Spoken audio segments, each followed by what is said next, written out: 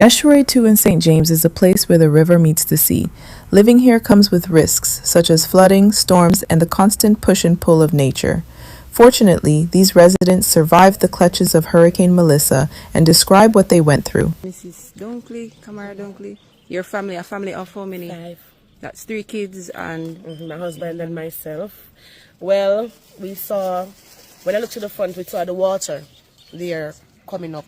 And I ran to the back door to see what's happening around. I realized that water was coming up. So my husband said, all right, you know what? Let's try to come out. We're pulling the doors. Nothing is happening. Pull the front door. Still nothing is. He decided to start breaking down the door. Try breaking down the door. Pushing with all our strength. Doors are not opening. So then everybody started crying. The girls started crying. And I look at the baby who is 1 year old. And I was like, oh God. And I broke down and my husband grabbed us and said, we have to come out. We have to come out. And he grabbed the cylinder from the kitchen and just slammed it into the window at the bathroom. Break out the glass, and he went out. He went out and he told me that he went out and he said he's going to take us out. When he went out, I didn't see him. So I was crying out, Martin, Martin!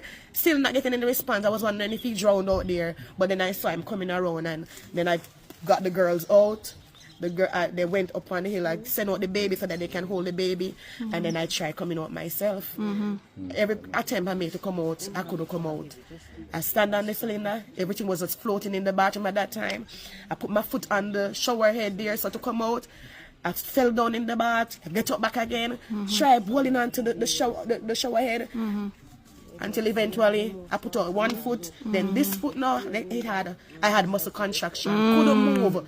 I decided, you know what, I now make muscle contraction kill me today. So I try and push until I eventually put out both feet, and my husband pulled me down. And then we went up, we went on the hill, and I saw a gentleman coming towards us, and he grabbed the baby, and he brought the baby over to you. Yes. Who ensured that the baby was clear from all the wet clothes and dried off and everything.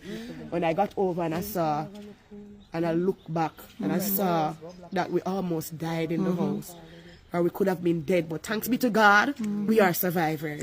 We are survivors. Not a good experience. Not a good experience. We missed that. We just missed it. But we're grateful to God because He sent help, and He's the one who rescued us. You understand me? Because if we weren't thinking, would have been dead. Because after the doors were stuck, we started panicking. But we are alive. What are the ages of your kids? I have a 1 year old boy, 1 year and 9 months boy. I have a 13-year-old girl and a 17-year-old girl as well. So those are their ages. We lost everything. We lost everything. So yeah, everything is gone. You know, we work so hard to accomplish all that we have, and everything is gone. Just like that, in the blink of an eye. Right, so this is how it looks on Thursday, October 30. This is where they had to escape from. We're in Estuary Phase 2.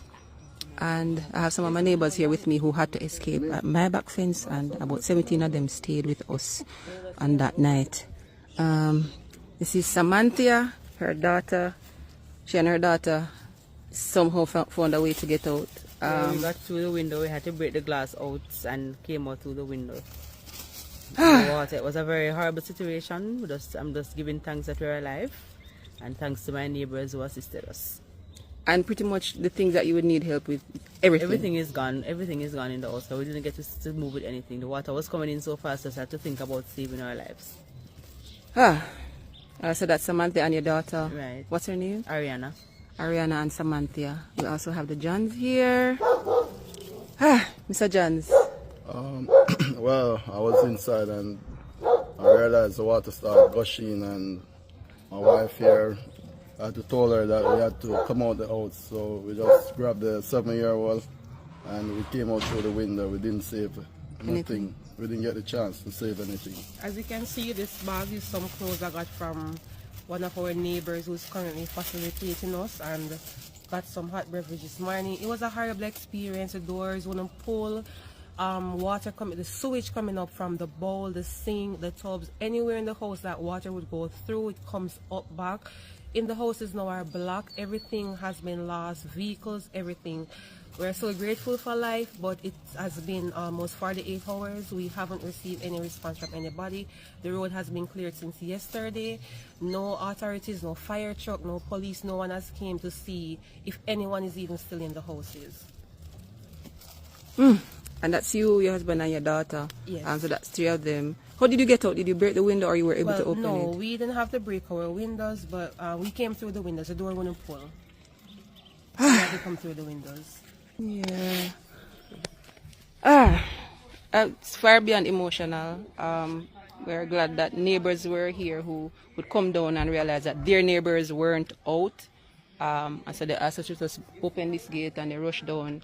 I don't have their names, but we have to big them up and give God thanks for them, because they literally rushed over and tried to help and let people know that they could actually come out. Because when you're inside, and some of them, you can't see what's happening outside, so they couldn't see that the water was rising like that. It was horrifying, but we're glad that people rallied around and tried to help. Rain is coming down a little bit now. It still rains intermittently. I guess the bands are still out there, but we know that the water isn't rising anymore. We don't know what will happen after this, but this is just about 4 of maybe 40 or almost 50 And people. it was 17 persons who came into the 17, house that night. yeah, 17 of them were staying with us that night. Thankful for those neighbors, and just grateful that we were there at the They went time. up to We the hill could, there. yeah. So some people went up that side, and other persons were able to help them. Yeah. A few of them might have gotten the chance to go to family members in neighboring communities, but by far, most of them are still here, still having lost every single thing.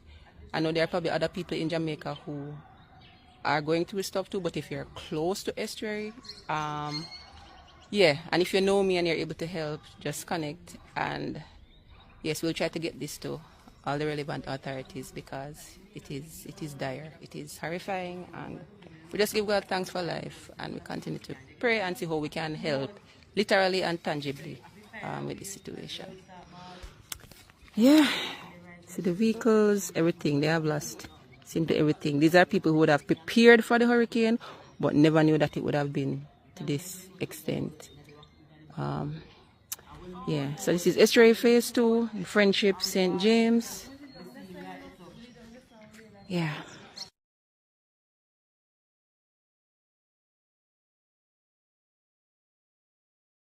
Hearing their stories, it's clear how fragile life can be here. Many escaped by the skin of their teeth. To my fellow Jamaicans and anyone who may be going through struggles, remember, where there is life, there is hope. Thanks for listening, and if you want to hear more stories like this, don't forget to subscribe.